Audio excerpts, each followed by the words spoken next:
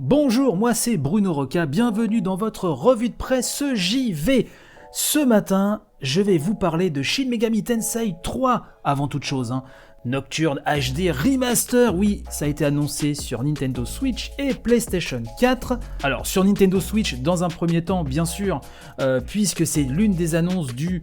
Allez, on va dire quand même du tristounet Nintendo Direct Mini qui a eu lieu récemment. Jeuxvideo.com nous dit donc que Shin Megami Tensei 3 Nocturne HD Remaster, oui, il faut le dire, sans bafouiller, c'est pas évident, donc signé Atlus et programmé pour l'année prochaine.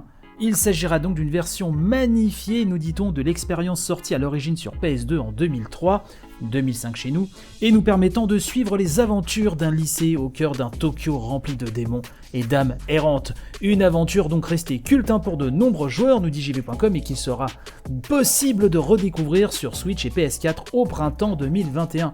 Je rappelle que à la base, Persona est un spin-off de Shin Megami Tensei, et si beaucoup de fans attendaient enfin l'annonce d'un portage Switch de Persona 5, c'est quand même pas mal de se retrouver avec cet épisode culte, même si bien évidemment ça n'a pas l'impact d'une annonce autour de Persona 5. Je voulais aussi vous parler ce matin d'un papier que j'ai lu. J'ai lu sur erasanté.com, donc la santé en Auvergne-Rhône-Alpes, un papier intitulé « La médiation par les jeux vidéo du jeu à la parole ». On nous parle d'une médiation thérapeutique par le jeu vidéo qui consiste à proposer un objet qui permet ensuite aux personnes de passer par le jeu afin de s'approprier des expériences douloureuses.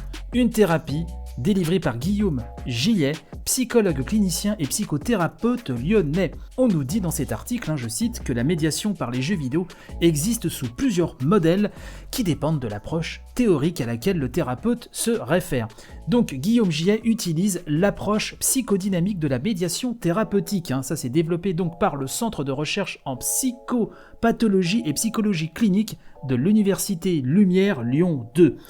Dans cette approche, l'objet de médiation s'utilise comme un moyen de contourner les difficultés, nous dit-on, des difficultés auxquelles une personne peut être confrontée lorsqu'elle souffre.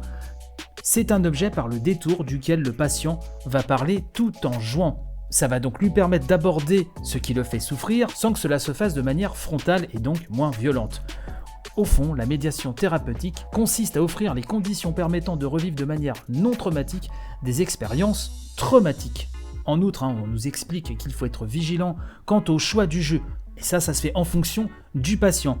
C'est un papier donc très intéressant, le lien sera dans la description de l'émission comme d'habitude. Et outre les vertus que peut avoir le jeu vidéo sur tout un tas de domaines, on ne rappellera jamais assez qu'on l'utilise aussi également de manière positive dans un cadre clinique.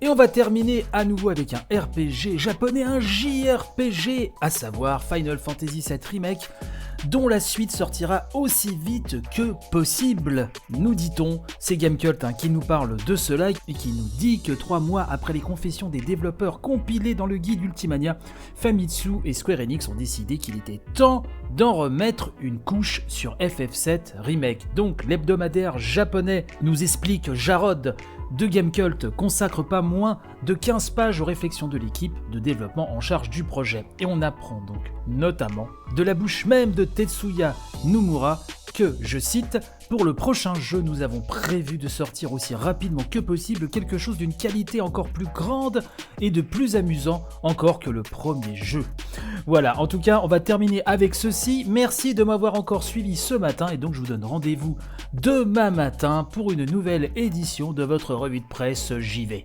Portez-vous bien et à demain. Bye bye.